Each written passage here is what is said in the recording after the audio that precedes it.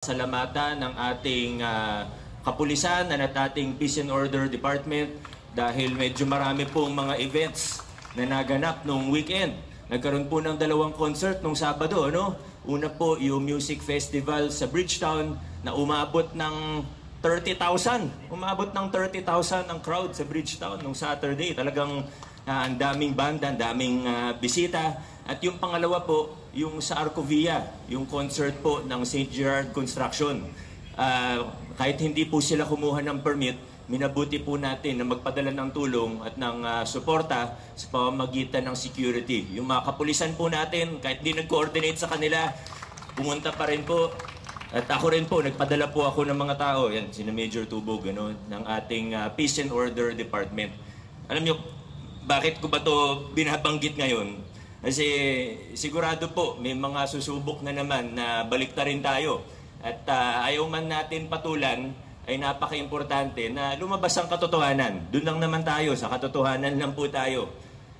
Ba't ba kailangan po kumuha ng permit? Ano po ba yung punto ng pagkuha ng permit? Dahil lang ba trip lang natin o gusto lang natin? Hindi po. Kailangan po kumuha ng permit. Ito po ay matter of public safety, public order. Pag nagkagulo, pag nagkaroon ng, kung magkaroon ng stampede, opo, mababa yung tsansa na may mangyari. Pag magkasunog, magka-emergency, pero posibleng nang mangyari. At nangyari na ito dati. Kailangan po ng koordinasyon sa pamahalaan. Mas maganda kung alam din ng barangay. Mas maganda kung alam ng kapulisan.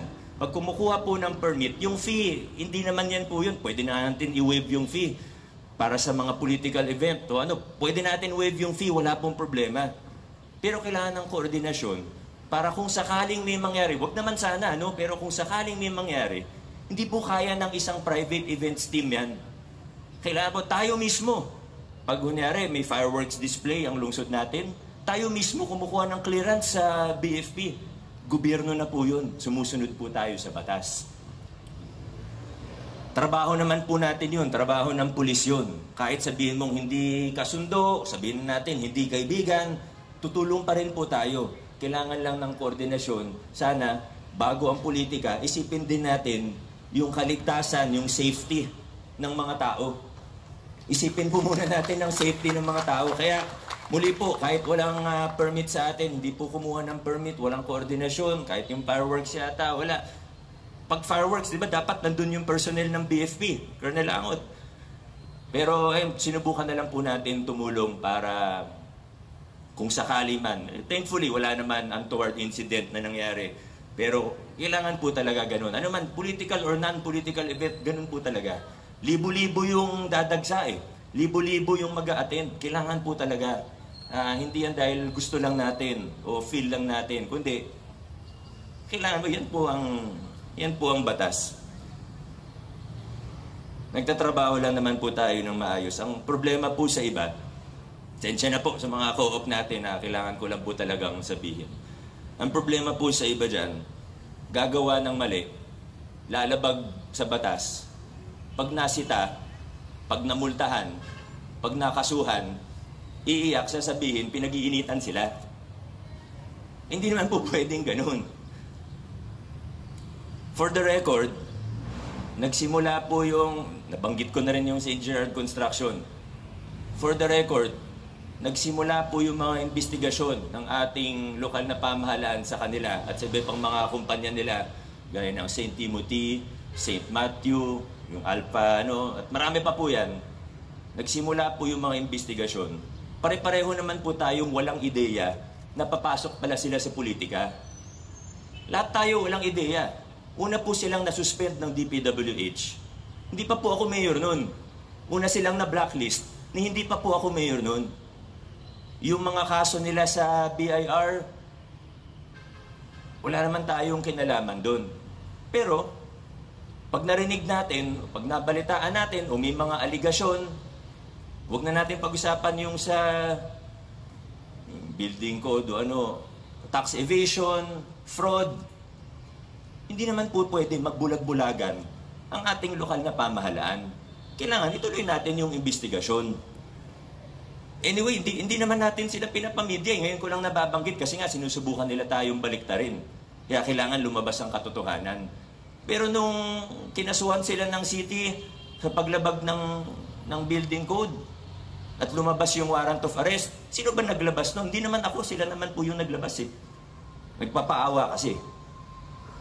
Tayo, nagtatrabaho lang. Kailangan natin gawin ang trabaho natin. Again, yung mga allegation sa tax evasion, fraud, at marami pa pong iba na umaabot sa halaga ng bilyong-bilyong piso, hindi po milyon, umaabot sa bilyong-bilyong piso, hindi tayo pwede magbulag-bulagan.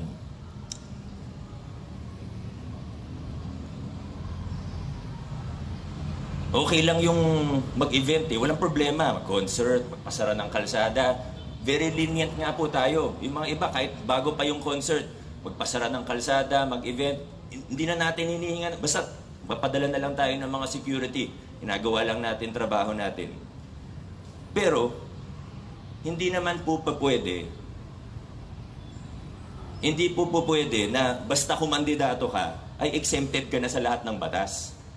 Hindi po pwede na pag may mga aligasyon sa'yo o iniimbestigahan ka na sasali ka na lang, makandidato ka, sasali ka sa politika para mawala na lang lahat ng aligasyon, para mawala na lang lahat ng investigasyon. Hindi po pwede yun. Open ang Pasig, binuksan natin ang Pasig, lahat pwede sumali sa politika. Pero hindi po pwede na dahil sumali sa politika, ay mawawala na yung mga investigasyon, mawawala na yung mga... Inuulit ko po, para malinaw na malinaw at hindi tayo mapaliktad. Nagsimula yung mga investigasyon, pare-pareho po tayong walang ideya na sasali sila sa politika. Yan naman po ang katotohanan. Alam yan ng taong bayan. Alam yan ng mga Pasigenyo.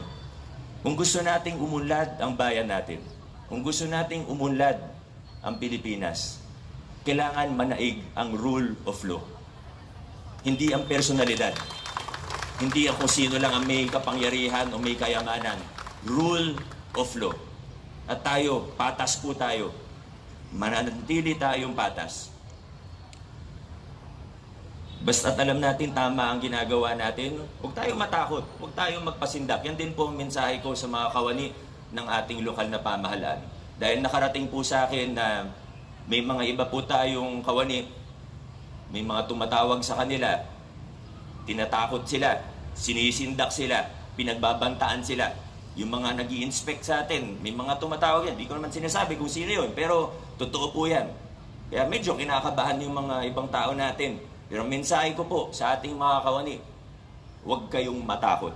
Basta't alam niyong tumatayo, tumitindig kayo sa tama, wala kayong kinikilingan, bagkus nagtatrabaho lang po kayo, huwag kayong matakot. Gawin natin to hindi para sa mga sarili natin, kundi para sa tao, para sa bayan. At lagi po natin tatandaan na sa dulo, ang pinakamalakas na sandata ay ang katotohanan. Maraming salamat, magandang umaga, adjourn na po tayo.